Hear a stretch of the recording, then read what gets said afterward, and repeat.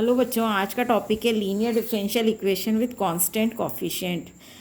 इसमें हमने complementary function solve करना सीख लिया था प्रीवियस वीडियो में। अब हम पर्टिकुलर इंटीग्रल सॉल्व करना सीखेंगे।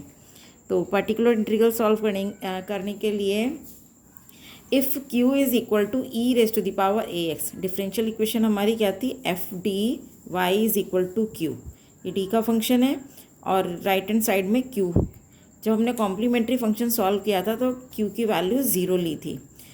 अब यदि q की वैल्यू हमारे पास e raise to the power a x है, एक्सपोनेंशियल फंक्शन है जहाँ a क्या है, एक कांस्टेंट टर्म है, तो हमारी differential equation f d y is equal to q का पर्टिकुलर इंटीग्रल हम कैसे सॉल्व करेंगे। Now particular integral is equal to 1/f of d e raise to the power a x. ये f ऑफ डी क्या है, function of d। This will be equal to e raise to the power a x upon f a. यदि हम d को इस x के coefficient a से replace करें और डिनोमिनेटर हमारा इज़ नॉट इक्वल टू 0 हो, तो पर्टिकुलर इंटीग्रल क्या होगा, e raise to the power a x upon f ए।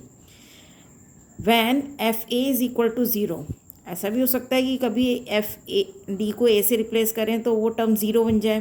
तो उस केस में क्या होगा, if a is a root repeated r times then 1/d minus a to the whole power r e raise to the power a x.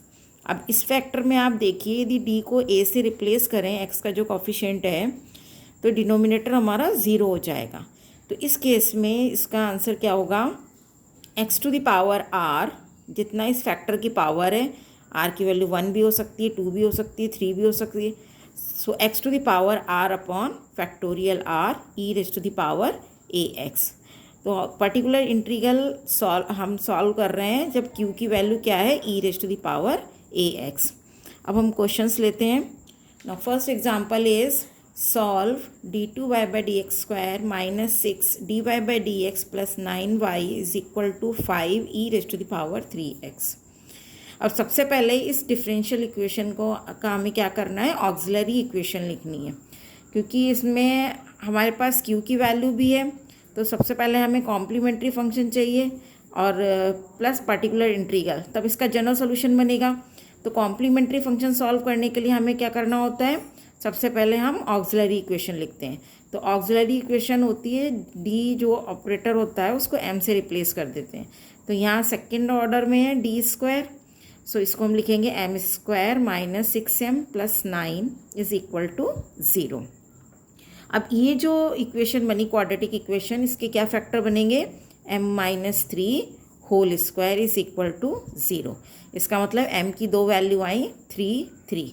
अब कैसे root आ रहे हैं हमारे पास, दोनों इक्वल रूट आ रहे हैं, और दोनों इक्वल रूट में कॉम्प्लीमेंट्री फंक्शन हम कैसे लिखते हैं, c1 प्लस c2x ब्रैकेट में and e raise to the power 3x। जब दो रूट समान होंगे, इक्वल होंगे, तो हम कॉम्प्लीमेंट्री फंक्शन किस तरीके से लिखते हैं, c1 plus c2x e raise to the power 3x।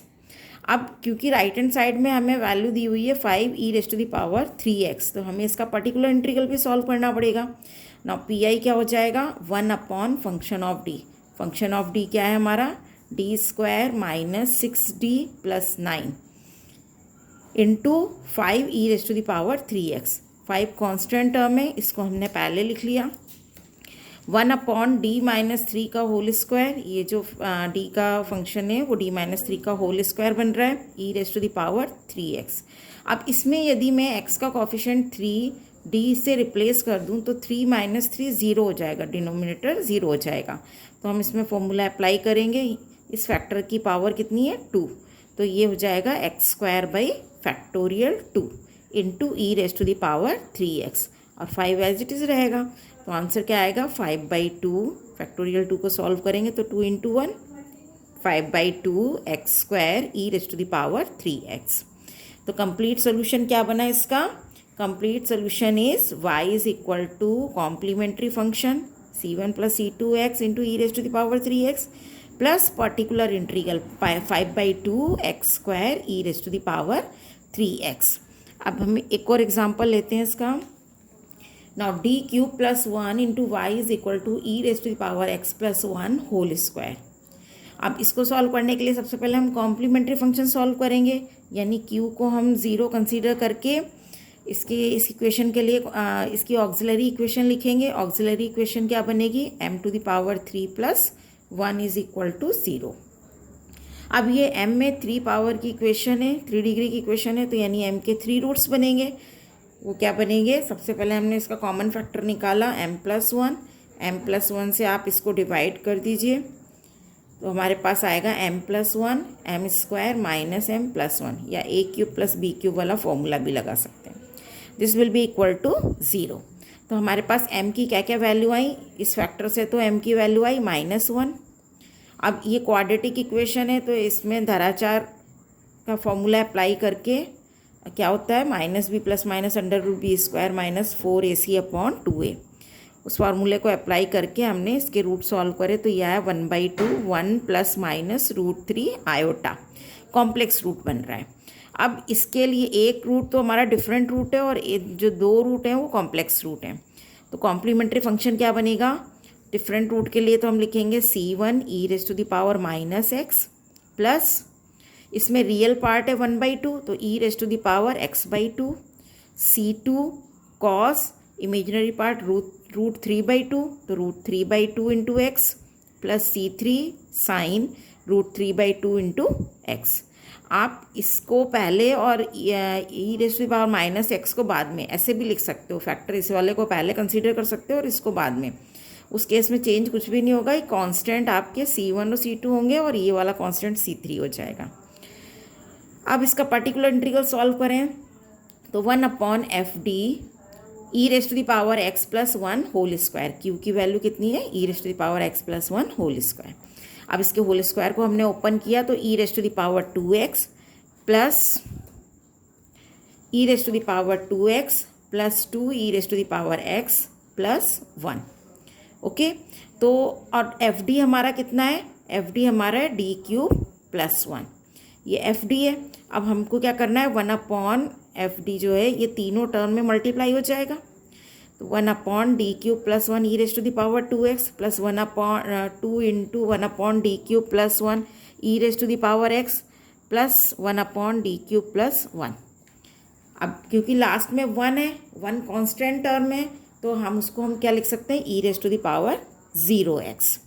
अब इसको सॉल्व करने के लिए हम क्या करेंगे, यदि x के कॉफिशिएंट 2 को d से रिप्लेस करें, तो ये 2⁻3 + 1 हो जाएगा, यानी 2 × 4 = 8, 8 + 1 9, 0 नहीं बन रहा है, इसलिए इसका आंसर बनेगा 1/9 e⁻2x। सेकेंड टर्म में 2 कांस्टेंट है, इसको आगे हमने लिख लिया, 1/x का कॉफिशिएंट 1 है यहाँ पर, तो 1 से d को रिप्लेस करा, तो 1³ + 1 यानी 1 + 1 2, 2 से 2 कैंसिल हो गया, e⁻x बचेगा, प्लस यहाँ पर x का कॉफिशिएंट 0 है, तो d को हमने 0 से प्लेस किया, तो 0 से प्लेस करने पर यहाँ पर 1 बच रहा है, ये भी डिनोमिनेटर 0 नहीं हुआ, तो इसका आंसर 1 आएगा। तो कंप्लीट सोल्यूशन हमारा क्या हो गया, y = complementary function plus particular integral. अब कॉम्प्लीमेंट्री फंक्शन हमारा क्या था, कॉम्प्लीमेंट्री फंक्शन आया था c1 e⁻⁻x + e⁻x/2, c2 cos √3/2x + c3 sin √3/2x plus particular integral 1/9 e⁻2x + e⁻x + 1। Thank you.